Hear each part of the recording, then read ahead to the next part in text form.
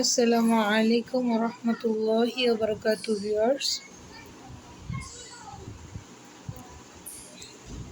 কিছু কথা বলার জন্য ভিডিওটা করতেছি। একটা মনের কথা শেয়ার করার জন্য।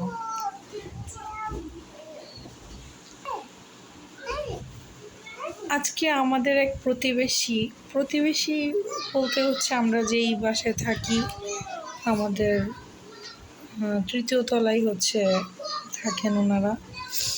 যাই হোক, ওনাদের বর্তমান যে পরিস্থিতি ওটা শুনে কিছুটা আমার আমার জীবনের একটা কষ্টের কথা মনে পড়ে গেছে। তা ওইটাই আমি আপনাদের সাথে একটু শেয়ার করার জন্য। আমি যখন ছোট ক্লাস 9-এ পড়ি, তখনই আমার আব্বু মারা গেছে। আমরা 2 বোন, আমার একটা ভাই ছোট, মানে আমি বড়।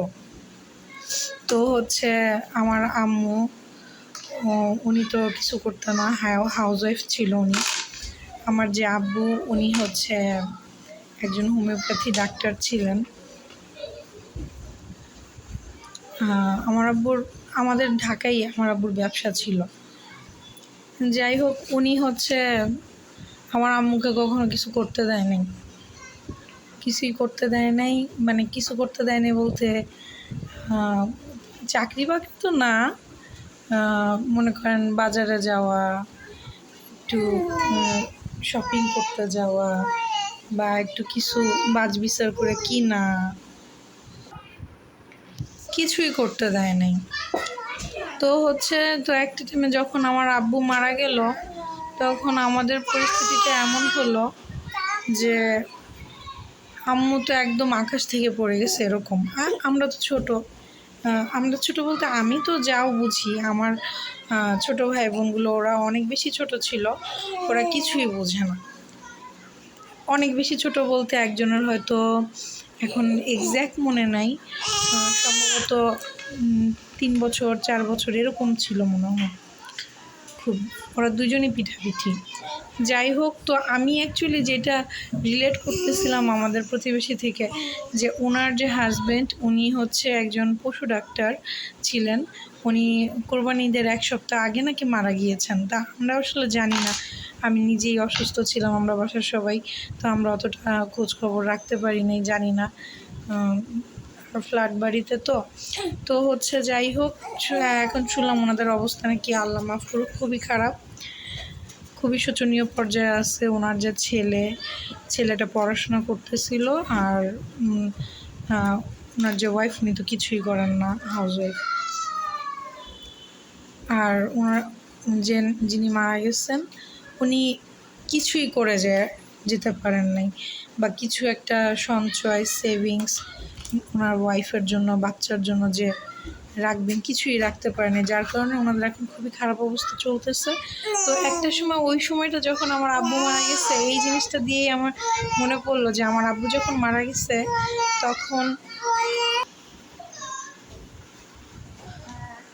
তখন আমার আম্মুরও সেম এই একটা অবস্থা ছিল। উল্টা আমার দাদির বাড়ি থেকে, মানে দাদা বাড়ি যে ছিল, ওখান থেকে তো আমরা কোনো সহায়তা পাই নাই। আমার চাচা বলতে একজন চাচা ছিলেন, বাকি যারা চাচা ছিলেন তারা তো আমার আব্বুর আগেই মারা গিয়েছিলেন।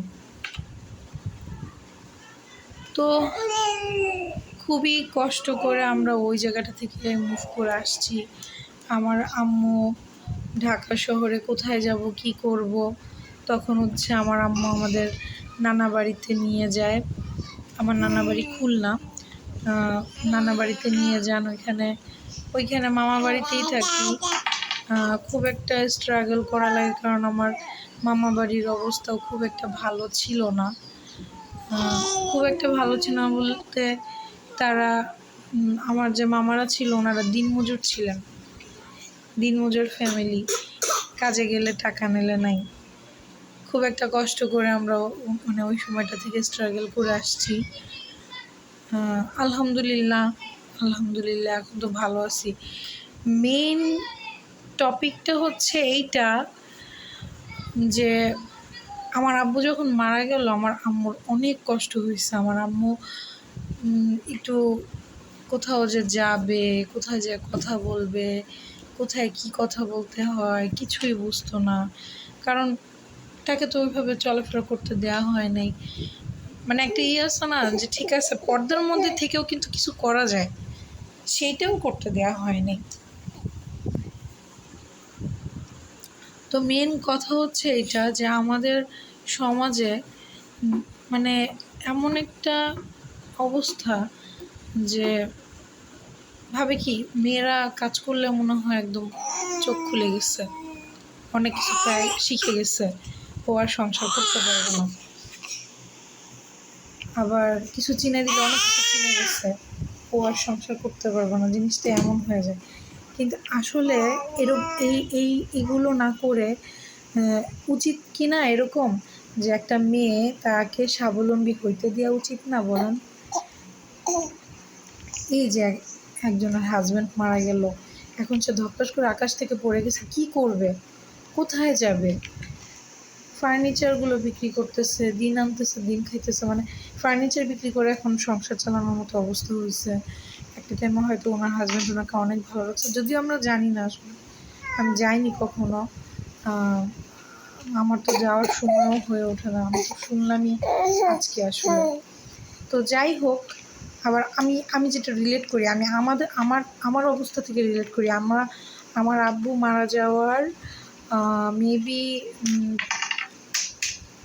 কতদিন, মেবি 10 দিন না 20 দিন, 10 দিন না 15 দিনের মধ্যেই আমরা খুলনা চলে আসছি। ঢাকায় আর সার্ভাইভ করতে পারিনি, খুলনা চলে আসছি। আমাদের অবস্থা খুবই খারাপ গেছে।